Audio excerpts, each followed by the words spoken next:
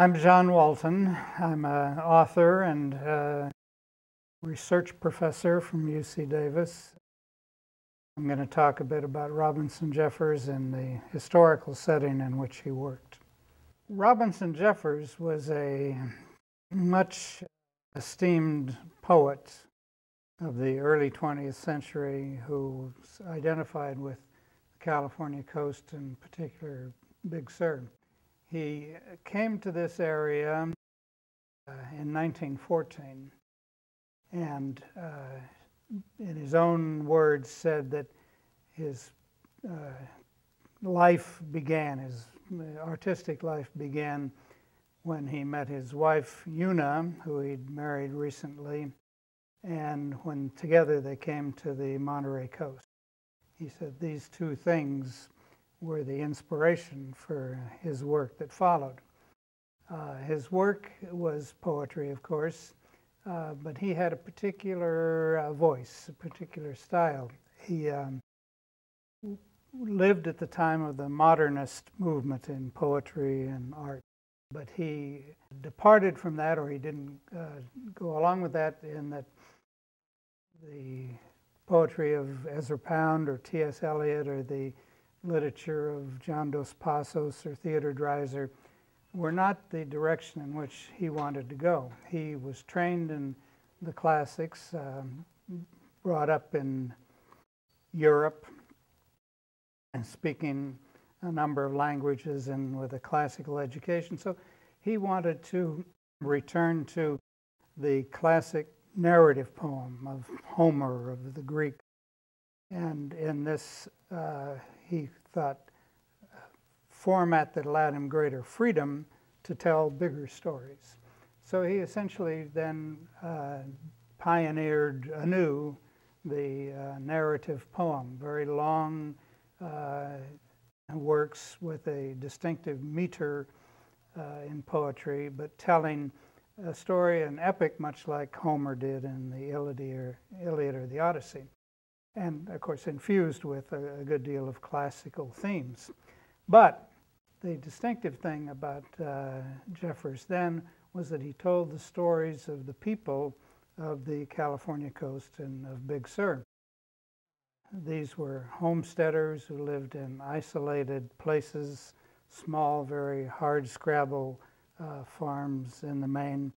There were a couple of big ranches dating from the Mexican land grant period, but as the coast was settled from the 1880s until the teens, 1916, 18, when Jeffers first encountered these people, the main population was made up of these small, originally homesteading farmers who raised a few cows, they made honey, raised hogs, other products for the Monterey market. So these were the people that Jeffers wrote about. He made what he said 1,000 pilgrimages down the coast from his Carmel home to observe, to hike in the mountains. He was, of course, a great environmentalist and nature lover. And to absorb the stories of these people. And the stories were told to him by local folks. His first trip down the coast in 1914 was on the stagecoach, which ran regularly. Actually, it started right across the street here at the Pacific House Hotel and went 3 times down the coast to Big Sur village now. And the stage driver was a man named Corbett Grimes, who in this long trip down regaled Jeffers and Una with stories of the residents along the way, with tales of the folklore and legends of Big Sur. He eventually, and to a large extent through his wife Una's efforts, became a real authority on the history of the area, the people, the lore, and of course the natural history. So when he wrote his narrative poems, which had these themes of classical drama and of sort of the human experience, they were also infused with all of this local material. I came to Jeffers with some interest in his work for its poetic value, for its environmental advocacy and so forth, but with little understanding of its historical context. But as I began to read it, and as I began to talk with other people, because I'd done some research on the environmental history of the area, I came to see this connection between the poetry and the history. So, as a social historian, I asked myself a somewhat different question than the literary scholars would do. Literary scholars, of course, appreciating Jeffers and the origins of his work and so forth. I thought, well, is this history? Or more precisely, is there historical evidence value embedded in these poems? So I turned the question around. I said, what can we learn historically from a form of literature? And I was not the first to ask this question. There are others who've done it well in unrelated works.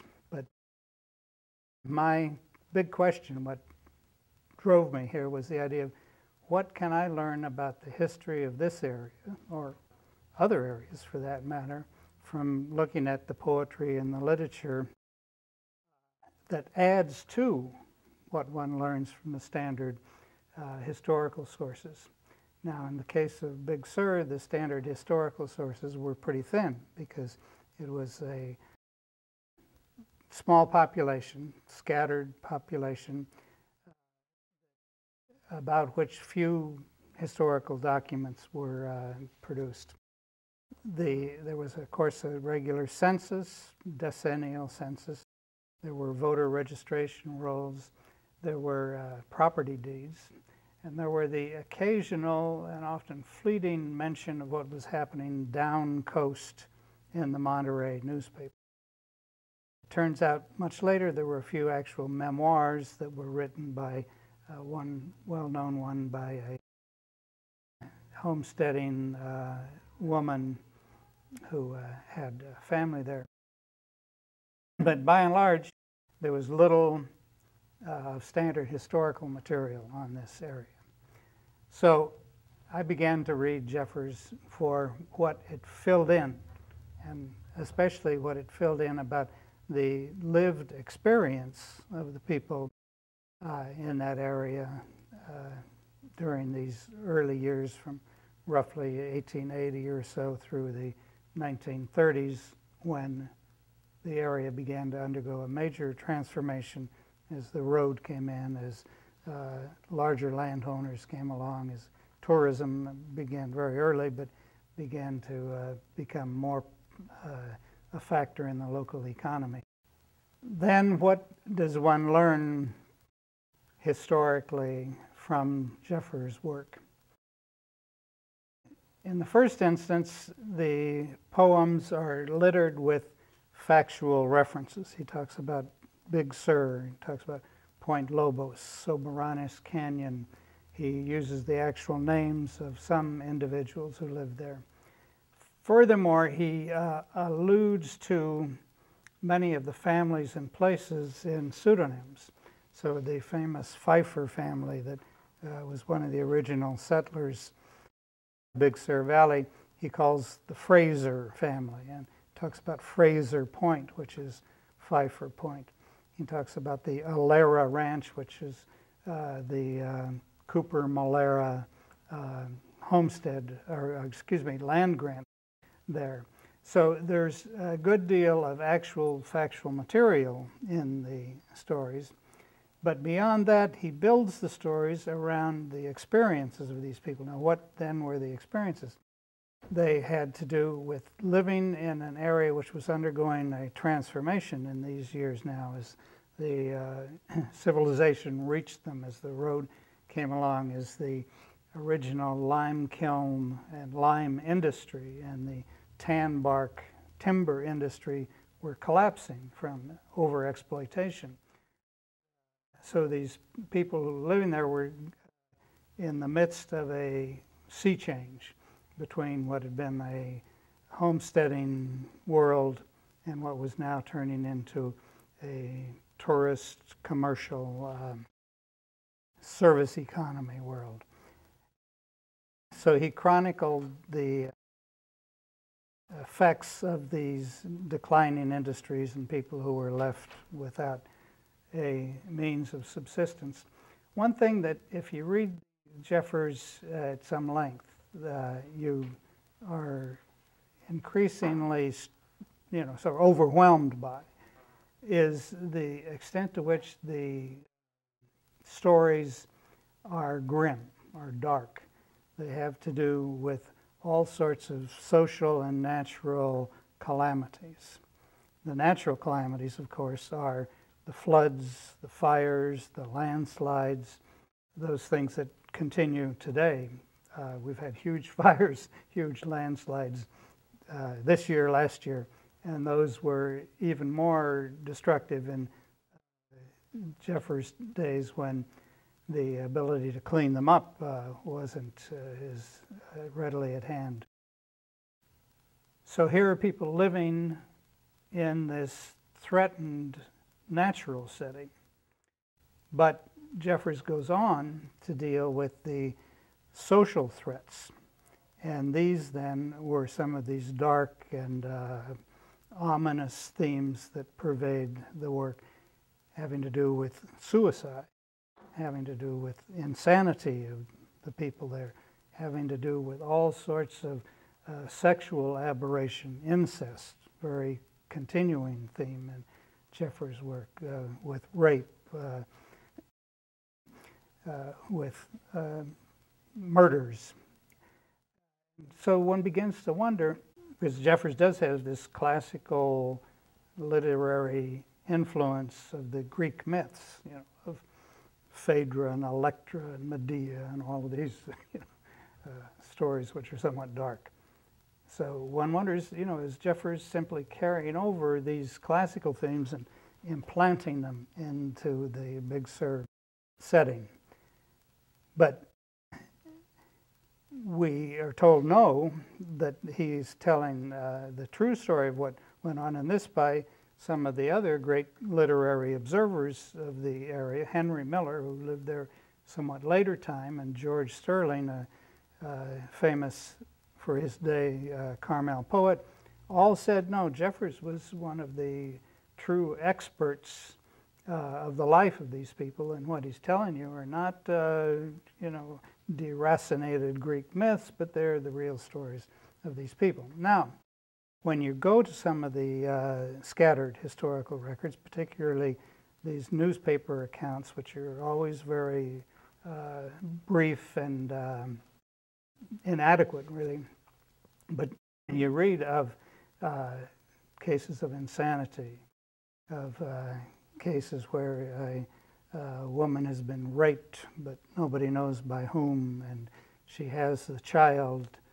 nevertheless and raises the child. Now she's raped in a isolated farm site where the surrounding people would have been neighbors or kin, brothers, sisters, brothers, fathers, or others of that sort, so that the rape and incest combination is not something that was unknown or unlikely. And in fact, there are occasional reports. One particular woman, she was a daughter of this famous Pfeiffer family, was raped, had the child, later married a close neighbor, and together raised the child until some years later she commit suicide. So these things were going on all the time. Probably not any more so than in other communities, but in this isolated community of Big Sur, they were particularly threatening sorts of occasions in the same way that the natural world threatened the people. So did these sort of social deviants and especially threats to the family. These threats are particularly prominent for the welfare of the family. So then if you look at the census and you see what is the population like? Well, the census, the manuscript census will show here's a family, husband, wife, several children, perhaps a farm laborer, and they, have a small cattle ranch and so forth. And these families, if you then look at the school districts, live in isolated places. And a given school, Palo, Colorado school, has 10 children in it. Well, 4 of them are from one family. So you have these small family clusters living in isolation and living in close, independence on their neighbors. So that these kinds of threats that were looming are ones that threaten to undermine these family-centered households, this family-centered society. So then you say, well, what to make of Jeffers talking about this? Well, he's obviously talking about something that was prominent in people's experience, but he's also talking about a moral code, the importance of underlying the forbidden character of incest or rape. So he's describing the morality that people lived with, which was a twin to the social economic circumstance that they lived in.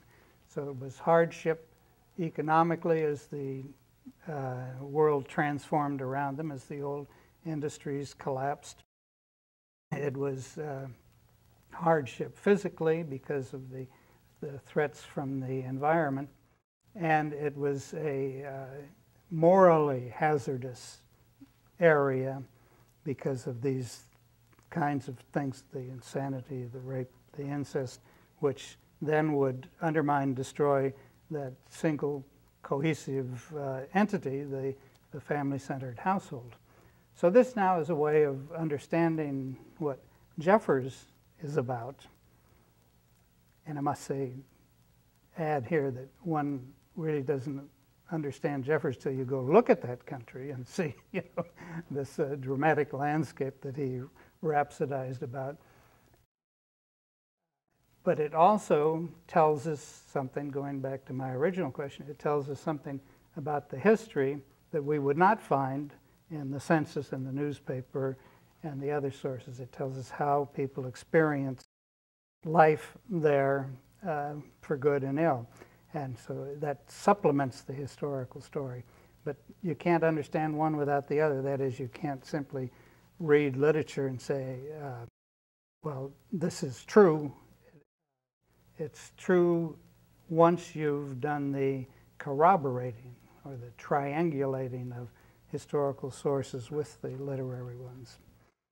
Jeffers, although he was read less as time went on, was a true artist, and an artist whose particular talent was to bring together these aspects of the living world around him with traditions in literature, and then to make something new out of it, to make this, impressive, stunning kind of narrative poem that's so distinctive.